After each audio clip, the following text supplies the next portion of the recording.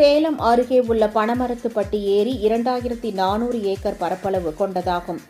1911ஆம் ஆண்டு ஆங்கிலேயர் ஆட்சி காலத்தில் வெட்டப்பட்ட இந்த ஏரி சேலம் மாநகருக்கு குடிநீர் ஆதாரமாக விளங்கி வந்தது. இந்நிலையில் தற்போது இந்த ஏரி முழுவதும் சீமை கருவேல மரங்கள் முழுமையாக ஆக்கிரமித்துள்ளதால் மழைக்காலத்தில் தேங்கும் நீரை சீமை கருவேல மரங்கள் முழுமையாக உறிஞ்சிவிடுகின்றன.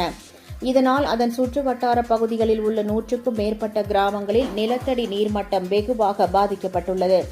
எனவே ஏரியில் உள்ள சீமை கருவேல மரங்கள் மற்றும் நீர்வழி பாதையில் உள்ள ஆக்கிரமிப்புகளை அகற்றி மழை காலத்தில் தண்ணீர் ஏரிக்கு தடையின்றி வர நடவடிக்கை எடுக்க வேண்டும். காவிரி உபரி நீரை நீரேற்று திட்டத்தின் மூலம் பனமரத்துப்பட்டி ஏரியை நிரப்பி திப்பம்பட்டி, மல்லூர், பனமரத்துப்பட்டி, நாழிகல்பட்டி, ஆடையாம்பட்டி உள்ளிட்ட பல கிராமங்களில் உள்ள ஆயிரக்கணக்கான ஏக்கர் விளைநிலங்களுக்கு நீர் ஆதாரம் கிடைக்க வழிவகை செய்ய வேண்டும். திட்டக்குடி அருகே இடி தாக்கி உயிரிழந்த 4 பெண்களின் குடும்பத்திற்கு நிவாரணத் தொகையை உயர்த்தி வழங்க வேண்டும் என்பன உள்ளிட்ட பல்வேறு கோரிக்கைகளை வலியுறுத்தி ஆட்சியரிடம் ஏரி